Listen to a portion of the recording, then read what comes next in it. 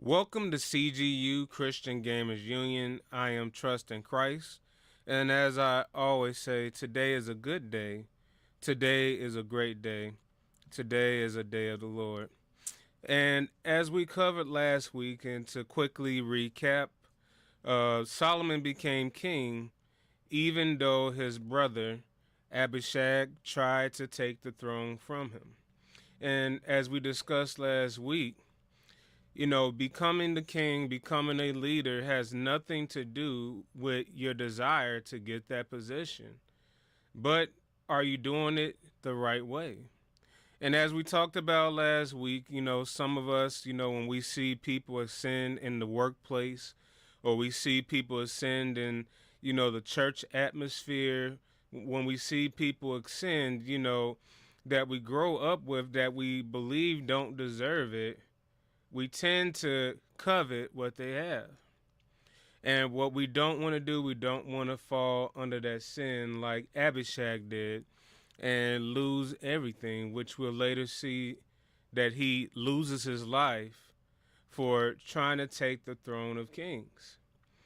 And as we covered last week, Solomon, more so his mom, was afraid because she foreknew that if he would have took the throne, Solomon would be counted as one of the king's conspirators or adversaries, a person that is a threat to the king to take his, place and throne.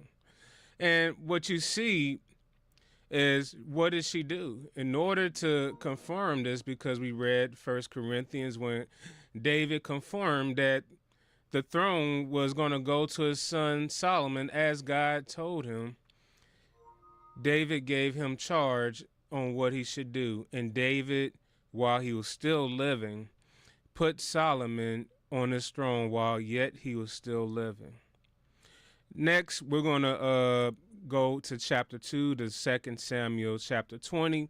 And what we're going to see in this chapter, Solomon is given advice from his father, David, before he passes away. 2 Samuel chapter 2. Sorry if I said, 1 King chapter 2. Ooh, I'm in the wrong chapter. Now the days of David drew nigh that he should die.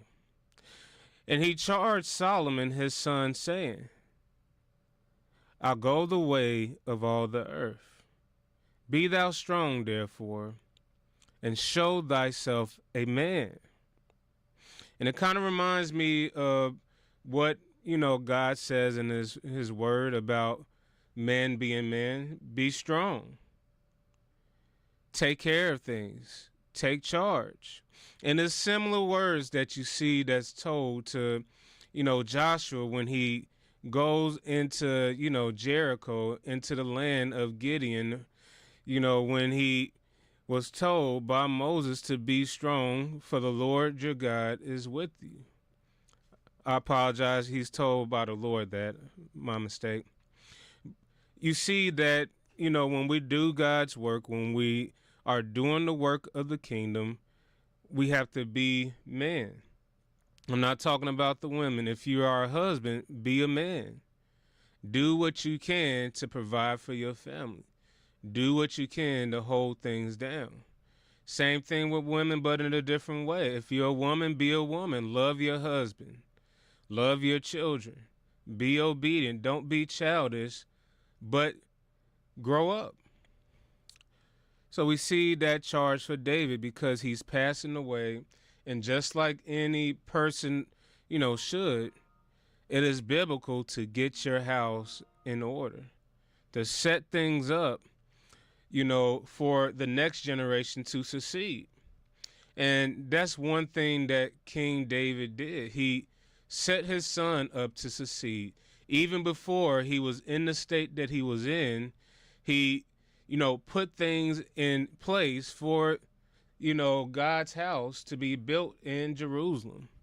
So Solomon didn't have to figure everything out. A lot of people that are in position, a lot of parents, they don't set things up for their children to succeed right after them. They don't want no one to be better than them. They don't want no one to be greater than them. And we see this in the church as well. A lot of preachers, they don't set up, their ministry to succeed, even if they're going, because they don't want anybody to say that this person is to do a good job, because we want the glory to ourselves. But David was an honorable and meek man, that he wanted his son to succeed, just like any father would, and said, be a man.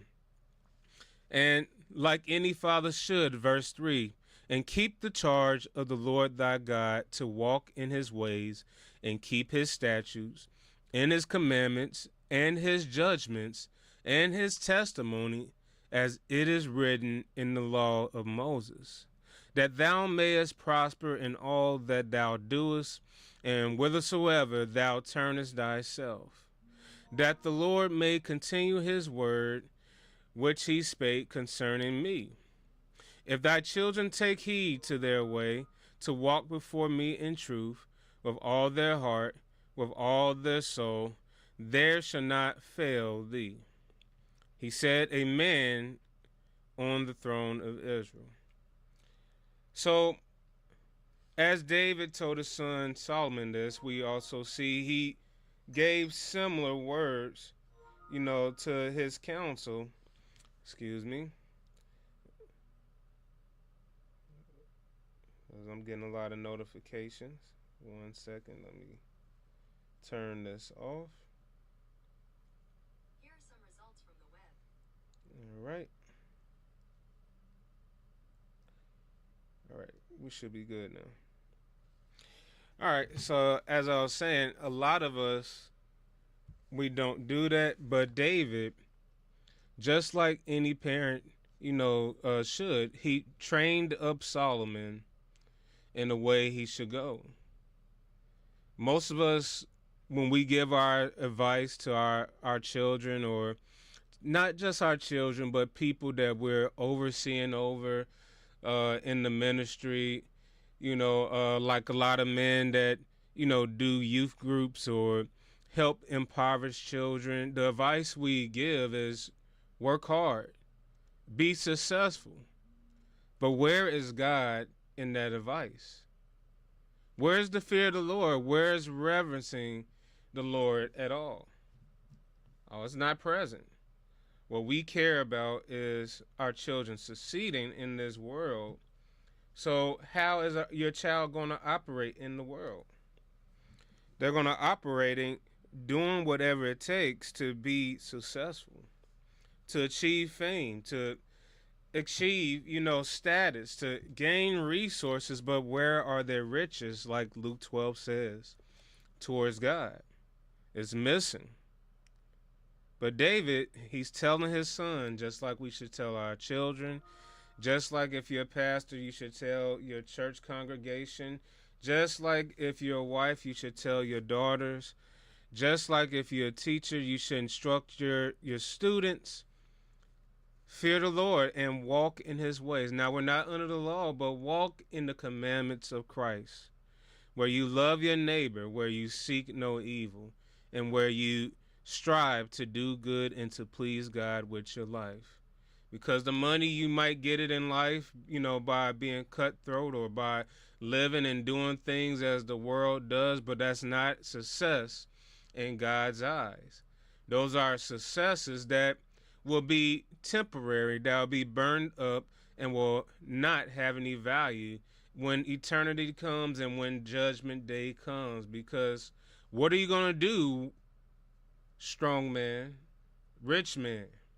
What are you going to do, man that has a lot of fame? Can your fame saves you when you're standing before the Lord? And just like Job says, the poor and the rich, we die alike. But one thing's for certain, we will see our Maker. And just like Job also said, we know our Redeemer liveth. Verse number 4. That the Lord may continue his word which he spake concerning me, and this is talking about the promise of an heir. If thy children take heed to their way, to walk before me in truth with all their hearts and with all their soul, there shall not fail thee, he said, a man on the throne of Israel. He's talking about his tribe, and this was fulfilled through Jesus Christ. Moreover, thou knowest also that Joab, and what we see that's going on right now, he's giving him instruction on what he should do to secure his throne. Because guess what? Solomon did not have a smooth ride into the throne, which his father, the king, rightfully proclaimed that was his. His brother, Joab, not just Joab. You also see his older brother try to force their way into power uh, by force without the word of the king. And they try to do it secretly. So David, and it's kind of, when I picture this, it kind of reminds me of, The Godfather. And I don't like bringing that up. It kind of reminds me of The Godfather when Michael Corleone was instructed by his dad what to do when he dies, that who the betrayers would be, once he passes, who would be the one, how would when the mole, the betrayer, is there, he might shake your hand, he might set up the meeting, and that very one that's shaking your head will have you killed. David is doing, a very similar advice. Is not wrong, yes, and Godfather is wrong, don't condone it. But David, he's forewarning and giving his son wisdom how to keep his life in a world where you see in kingdoms, many people will try to go over for your throne. And pretty much if Joab did these very similar things, don't you think he'll do it to you? And he mentions a few people in verse number 5. Moreover, thou knowest also what Joab the son of Zeruiah did to me, and what he did to the two captains of the host of Israel, unto Abner the son of Ner, and to Amasa the son of Jephthah, whom he slew and shed the blood of war in peace, and put the blood of war upon his girdle that was about his loins, and his shoes that were on his feet. Do according to thy wisdom, and let not his whore head go down to the grave in peace. Okay? So what do you see? What happened? We can go a little bit into this. When you read, these instructions, the captains of the host of Israel, Joab, he helped David throughout his lifetime. He has a very bloody past. And these two men that David mentions, Abner and Amasa, David commanded Amasa to be over the army, which put, Joab's ranking into place. And pretty much he had him killed. And Abner was killed by Joab. Guess why? Because he unrightfully avenged, his death. Let's look at it real quick. Let's go to 2 Samuel 3:27. And we're going to cover real quickly. And someone remind me to go back to verse number 6 when we switch back. Hey, Trust. Sorry to interrupt. Are you streaming on YouTube? Don't interrupt me like that. But yes. So if you don't want to be heard, keep yourself muted. All right. So 2 Samuel, excuse me, lost my place. Chapter 3, verse 22.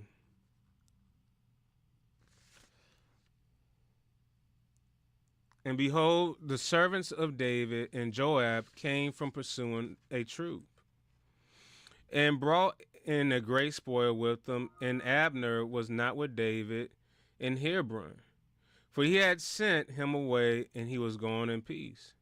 When Joab and all the host that was with them were come, they told Joab, saying, Abner the son of Ner came to the king, and he sent him away in peace, gone in peace.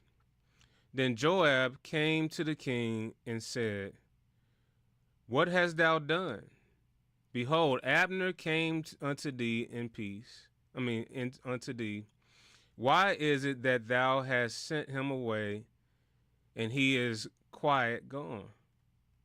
Thou knowest Abner the son of Ner, that he came to deceive thee, and to know thy going out and thy coming in, and to know all thou doest.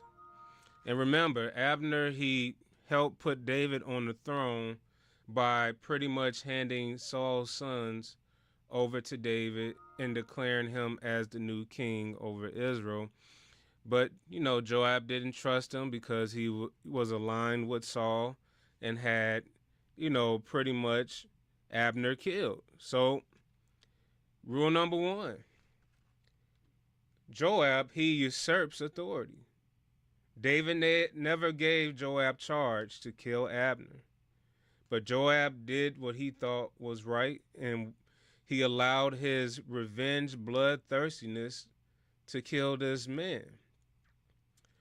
Verse 26, and when Joab was come out from David, he sent messengers after Abner, which brought him again from the well of Sirah, but David knew it not. And when Abner was returned to Hebron, Joab took him aside in the gate to speak with him quietly, and smote him there under the fifth rib, that he died for the blood of Ashel, his brother. Murder number one. He was killed because he wanted a revenge. He cared nothing about righteousness, but he was killed because he wanted to have revenge of his brother, which caused another battle later on when you read 2 Samuel chapter 2, verse 18 through 23, but I'm not going to get into that. So he caused David a lot of trouble. So do you want that to happen to you? Okay, where's that sound coming from? 1 second. Seems like everything going wrong today. All right. That's all right. Now let's cover Amasa's murder. So when we go to I'm reading really terribly today, but that's all right. When we read 2 Kings chapter 20, verse 8, you see that pretty much David put Amasa, in charge of the armies of Israel. And let's turn to it real quick.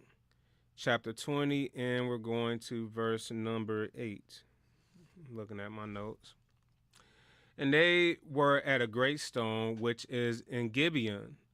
Amasa went before them, and Joab's garment that he had put on was girded unto him. And upon it a girdle with sword fashioned upon his loins in the sheath thereof. And as he went forth, it fell out. And Joab said to Amasa, Art thou in health, my brother? And Joab took Amasa by the beard with the right cheek, hand to kiss him. But Amasa took no heed to the sword that was in Joab's hand. So he smote him therewith in the fifth rib again, and shed out his bowels to the ground, and struck him not again, and he died. So Joab and Abishai his brother pursued after Sheba, the son of Beersheba. And Joab's men stood by and said, He that favored Joab, and he that is for David, let him go after Joab. And Amasa wallowed in blood in the midst of the highway.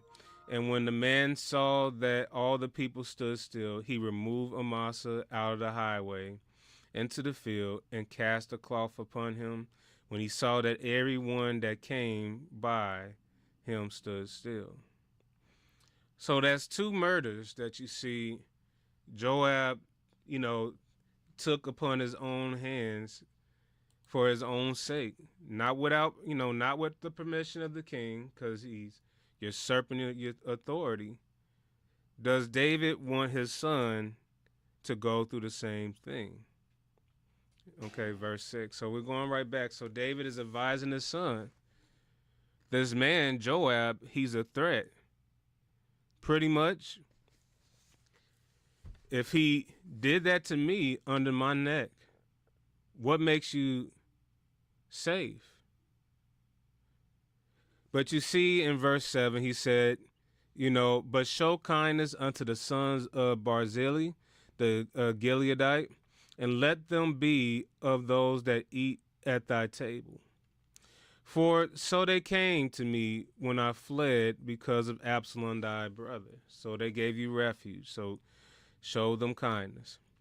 And behold, thou hast been with the Shimei the son of Gera, a Benjamite of Bashurim, which cursed me before the grievous curse in the day when I went to Menonim.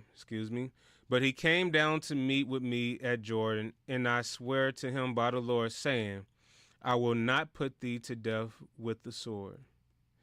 Now therefore hold him not guiltless, for thou art a wise man, and knowest what thou oughtest to do unto him.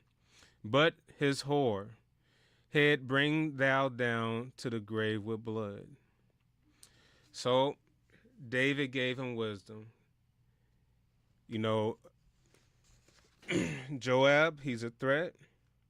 And show mercy to these people, but bring the head of him as I died as a boar. All right, verse 10. So David slept with his father, meaning he died, and was buried in the city of David. And the days that David reigned over Israel were 40 years. 7 years reigned at Hebron, and 33 years reigned in Jerusalem. Remember when he first became the king of Judah, once Saul died and warred with Saul's sons. And then after that, he became the king over all Israel when Abner helped him get to that place. Verse 13. And Adonijah, the son of Haggith, came to Bathsheba, the mother of Solomon, and she said, Comest thou peacefully? And remember, this is the one that tried to take the throne from Solomon. Are you coming peacefully? And he said, peacefully. I'm not going to kill you. He said, moreover, I have somewhat to say unto thee. And she said, say on. And he said, thou knowest that the kingdom was mine. Okay, so did he take the mercy of Solomon, serious? No, he's still plotting.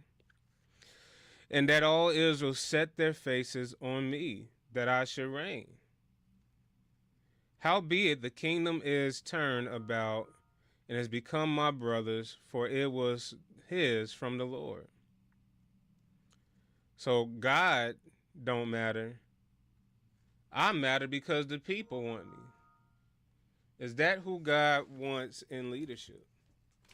Already, you see, no. David gave charge from the Lord that the king should be his son Solomon. David had him anointed by the priest. David set things up for the right one because God knows what's best. And this is one thing that you see that many kings and people err in, and as well as the former king Saul erred in. What the people say, it might hold a little weight, but once God speaks, once God gives charge, it doesn't matter what the people think, because the people, of Israel were wicked anyway. And that's a fact. The people rejected God as king. The people, even though Saul was living, disobeyed, God's charge, disobeyed Samuel's charge. And as well as David was ruling over, were not, loving God anyway. So what the people want, the people just want someone that they can craft and someone they can control. Someone that would do everything that their hearts desire, even if it's against the will of God. Because we got to Remember, a collection of people is a collection of hearts. It's a collection of wickedness. What does the Bible say about a man's heart? A man's heart is wicked. Who's going to know the heart of man? And if man's heart is wicked, and if you look in the days of Noah and you see that all the land was, conceitedly wicked, what do you think? Should I trust the people? You never trust the people. You trust God. You test all things. You let God be true and every man a liar. And this is in this man's hand. Because I had the people's eyes on me, I should have been king. You took the throne from me. Verse 15 again. And he said, Thou knowest that the kingdom was mine, and that all Israel set their faces on me, that I should reign. Howbeit the kingdom is turned about, and has become my brother's, for it was from the Lord. So God's word don't matter to him. And this is why he didn't need to be king anyway over Israel. Remember, God knows what he's doing. And think about it. You see God typically do this with man. The firstborn is the inheritor, and he was older than Solomon. That's probably one of the biggest reasons. It's typically the eldest son is first in line to the throne. Remember, who was older? Was Esau older than Jacob? Who got the inheritance? Jacob. Not only him, when you look through scripture, the sons of Joseph, the younger one became the one that got the double portion. That's interesting. It's not always the oldest, but it's the one that God chooses, the one that's the most responsible. David knew his sons, and God knew his sons. Verse 17. And he said, Speak, I pray thee, unto Solomon thy king, for he will not say thee nay, that he give me Abishag, the Shunammite, to wife. And let's remember, Abishag was King David's, wife. This was the young virgin damsel. David never slept with her. She was a virgin. She cared for David, ministered to David, means, helped him, encouraged him, fed him, kept him warm with her body. Let me get my dad's wife. That's what he's asking Solomon. And think about it. This is a power play. This is a power play. This is a play to future plan to take the kingdom from his brother. But let me lessen the blow by talking to the king's mother. Let me do that. I ain't going to directly ask him because I know I'm going to die outright. Let me go to mom to sweeten things over so I can get what I want. He ain't going to hear me. And he shouldn't. But let me talk to the mom to get my way. And Bathsheba said, Well, I will speak for thee unto the king. Bathsheba therefore went unto King Solomon to speak unto him for Adonijah. And the king rose up to meet her, that's my mom, and bowed himself unto her, because she's a big reason why he got the throne, and sat down on his throne and caused a seat to be set for the king's mother. And she sat on his right hand. And she said, I desire one small petition of thee, I pray thee. Say me not nay. And the king say unto her, ask on. And I'm glad, he said, just ask. I ain't going to say, I promise you I'm going to get what you say, because a lot of people that do that, I learned to stop doing that. Can you do me a favor? All right, what is it? It depends. Don't say no. Ask on, what is it? My mother. For I will not say thee nay, which he does. And she said, Let Abishag the Shunammite be given to Adonijah thy brother to wife. And yeah, I did contradict myself, but he did say no. All right. Verse 22, and King Solomon answered and said unto his mother, and why doest thou ask Abishag the Shunammite for Adonijah? Huh? Ask him the kingdom also? For he's my elder brother, even for him. And for Abiathar the priest, remember, and he removes him as priest later on. And for Joab the son of Jeriah. These are the conspirators that disregarded the kingdom for my name's sake. He's my older brother, so he believes that it belongs to him. I just showed him mercy. I didn't kill him. But now he's asking this thing, so he really gonna get the kingdom next. Nah. Then King Solomon swore by the Lord, saying, God do so to me, and more also, if Adonijah have not spoken this word against his own life. Now therefore, as the Lord liveth, which he have established me and set on the throne of David my father, and who have made me a house as he promised, Adonijah shall be put to death this day. And it's quite simple. This was a power play to work against him. So as his father said, he be wise. Verse 25. And King Solomon sent by the hand of Benaiah, the son of Jehoiada, and he fell upon him that died. And Abiathar the priest said, the king, get thee to Enohoth, unto thine own fields, for thou art worthy of death. But I will not be at this time put to death, because thou bearest the ark of the Lord God before David my father, and because thou hast been afflicted, and wherein my father was afflicted.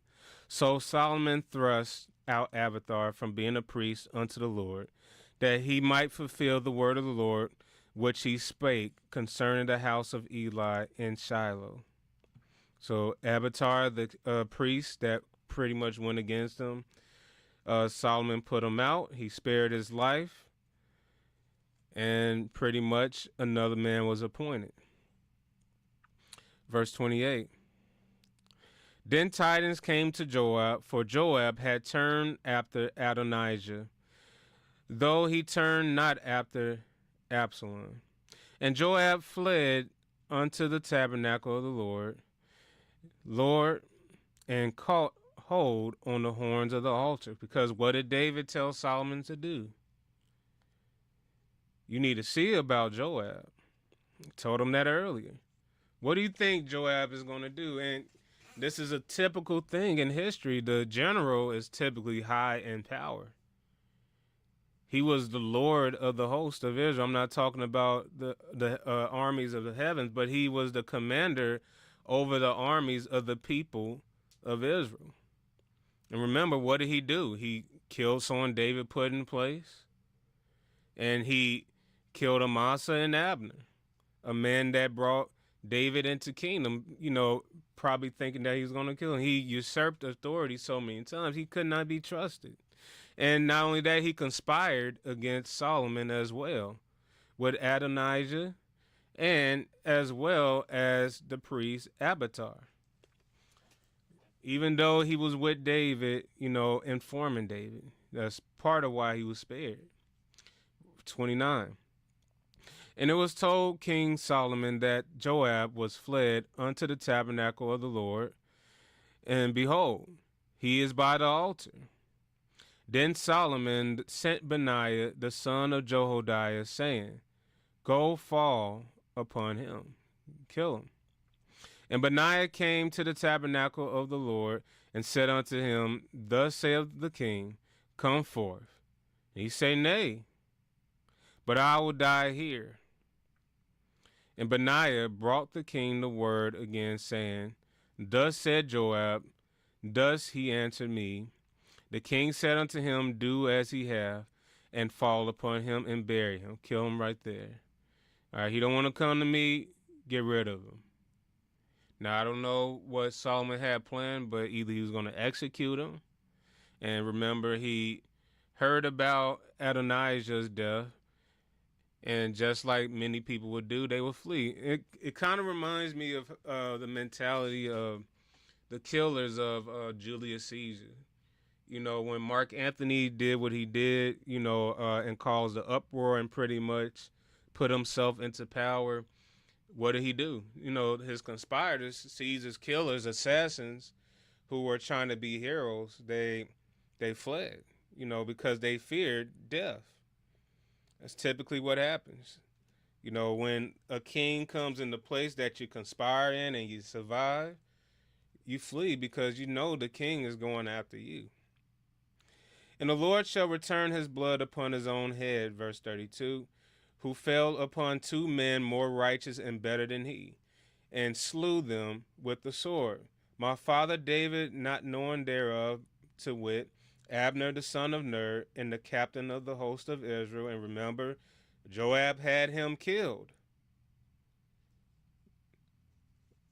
pretty much before he could take full command of his duty as the host of Israel, like the colonel or the head general, the commander of the armies of Israel. I'm not talking about the Lord of hosts like God, but the word Lord means ruler.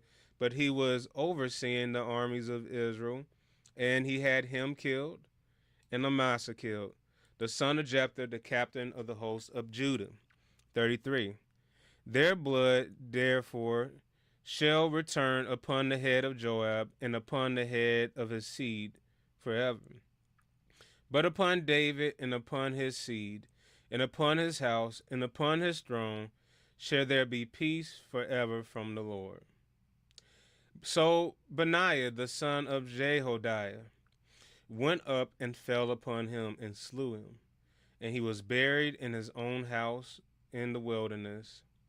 And the king put Benaiah, the son of Jehoiada, in his room over the host. And Zadok, the priest, did the king put in the room of Abiathar. And the king sent and called for Shimei, and said unto him, Build thee a house in Jerusalem, and dwell there, and go not forth thence any whither. Now, he's pretty much saying, you're a conspirator. If you leave, you die. Build your house in this land, but don't leave because you're dangerous.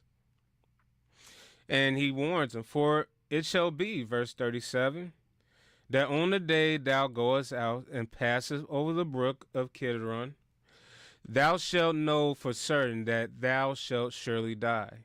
Thy blood should be upon thine own head. It's on you.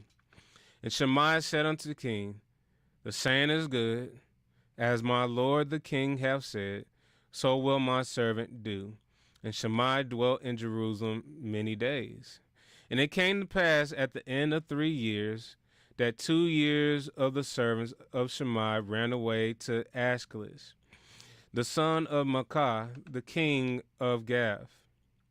And they told Shimei, saying, Behold, thy servant be in Gath.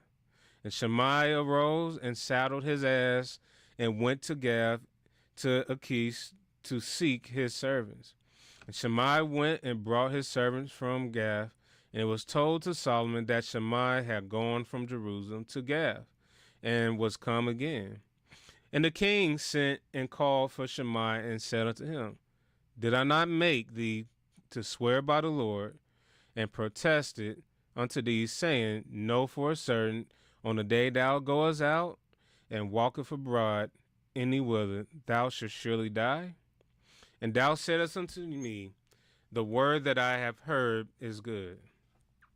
Why then hast thou not kept the oath of the Lord, and the commandment that I have charged thee with? The king said moreover to Shimei, Thou knowest all the wickedness which thine heart is privy to, that thou didst to David my father. Therefore the Lord shall return thy wickedness upon thy own hand. And King Solomon shall be blessed upon the throne of David, shall be established before the Lord forever. So the king commanded Benaiah, the son of Jehoiada, which went out and fell upon him that he died. And King Solomon established, and the kingdom was established in the hand of Solomon. Very bloody chapter. This chapter kind of reminds me of, like I said earlier, it kind of reminds me of The Godfather when Michael was instructed by his father. Here's wisdom. Your enemies, once I fall, they're going to come after you.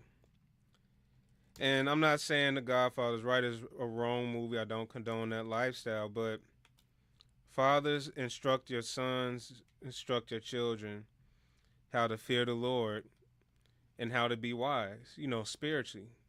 Remember, the fear of the Lord is beginning. Instruct your children and, be aware of your enemies. Be wise as a serpent. You see Solomon, he showed a lot of mercy, but people were still wicked and they still tried. For Joab, his brother that he just showed mercy to, still wanted his claim to the throne. And, the only one that made it was, the priest.